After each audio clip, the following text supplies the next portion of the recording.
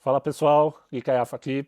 Hoje eu estou começando um novo quadro aqui no canal chamado Mestres do Groove, onde eu conto a história e algumas curiosidades das minhas principais influências no mundo da batera.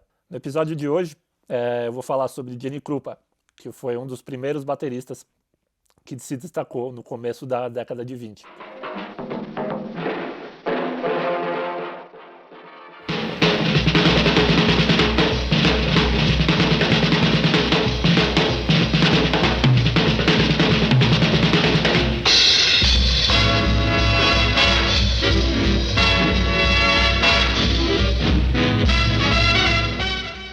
A primeira vez que eu ouvi falar sobre ele foi pela minha avó, que, como sempre gostou de filmes clássicos, viu o Gene tocar em vários deles e sempre estava falando que eu deveria tê-lo como referência. A partir daí, eu comecei a admirar cada vez mais o trabalho dele. Gene Krupa nasceu em Chicago, Illinois, no dia 15 de janeiro de 1909. Sendo ele o mais novo dentre 9 irmãos, ele teve que começar a trabalhar ainda criança para ajudar a família, já que seu pai tinha morrido e sua mãe não conseguia dar conta de sustentar todos os filhos. Um de seus irmãos trabalhava em uma loja de música e chamou o Gene para trabalhar junto com ele. Foi a partir daquele momento que ele se interessou por música. Ainda pequeno, ele começou a tocar saxofone e aos 11 anos de idade iniciou seus estudos na bateria e comprou seu primeiro set, uma vez que eles eram os itens mais baratos da loja em que ele trabalhava.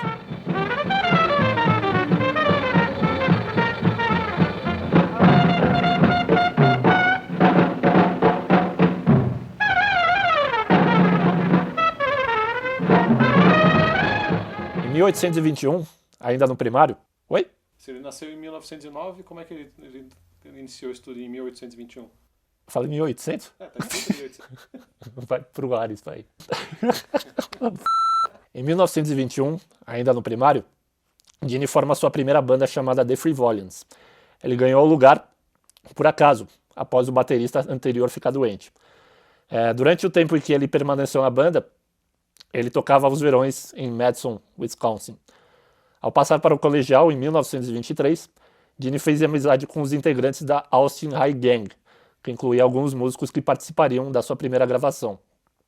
Eram eles Jimmy McPartland, Jimmy Lanigan, Buddy Freeman e Frank Tatchmaker. Durante seu período de aprendizado, Gene teve aulas com caras como Roy Knapp, Al Silverman, Ed Strait e Baby Dodds, que foi quem o ensinou a técnica do press roll. Antes do Krupa entrar em cena, a função dos bateristas era somente ser um mero marcador de compasso. E Gene não queria isso, e revolucionou a indústria com seu jeito único e inovador de tocar, experimentando constantemente novos ritmos e elementos na bateria.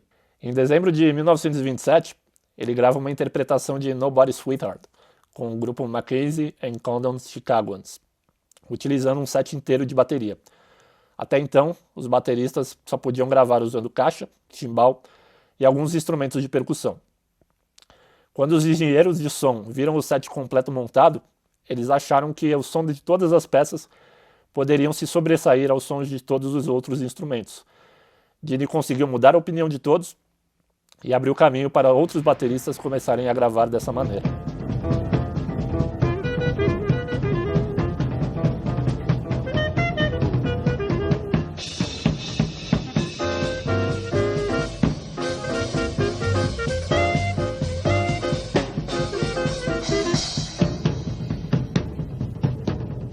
Gene se muda para Nova York em 1929 para continuar sua carreira. E em 1934, ele entra para a orquestra de Benny Goodman. Ele pode não ter sido o melhor baterista da época, uma vez que ele concorria com Chick Webb, Joe Jones e Buddy Rich, mas ele se tornou mais popular por fazer simples grooves parecerem difíceis e incríveis. Em suas apresentações ao vivo, Gene cada vez mais cativava o público com seu jeito peculiar de tocar. Seu ápice ocorreu na noite de 16 de janeiro de 1938, no Carnegie Hall, onde ele roubou a cena nas performances de Don't Be That Way, Life Goes to a Party e na clássica Sing, Sing, Sing, onde o público pôde ver a interpretação de um solo de bateria ao vivo. Embora fosse o primeiro baterista a tocar um solo nesse show, Gene conhecia bem os seus limites. Ele dizia, abre aspas, eu sempre olhei bem para o público ao fazer um solo. E quando notava uma certa agitação nas pessoas, Sabia que era hora de parar com o show e dar espaço para o grupo voltar a tocar. Fecha aspas. Depois dessa apresentação, ele e o Benny começaram a ter alguns atritos, pois Benny viu que estava perdendo seu lugar como estrela no palco, o que acabou resultando na demissão de Gene. Logo após sua saída, ele montou sua primeira big band, onde contava com excelentes músicos como Vito Musso, Milt Haskin, Floyd O'Brien, Sam Donahue, Shorty Sherrock e a grande cantora Irene Day. Alguns de seus hits durante os anos de 1941 e 42 foram Let Me Off Uptown, After You've Gone, Rocking Chair e Thanks for the Boogie Ride. Krupa também participou de vários filmes nessa época, incluindo a comédia Ball of Fire, onde ele toca uma versão de Drum Boogie.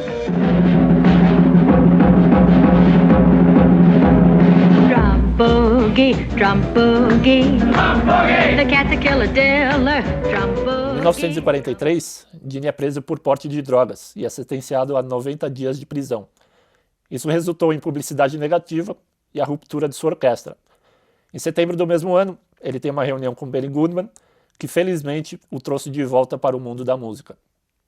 E em 1944, ele forma uma nova big band, agora com uma seção de cordas.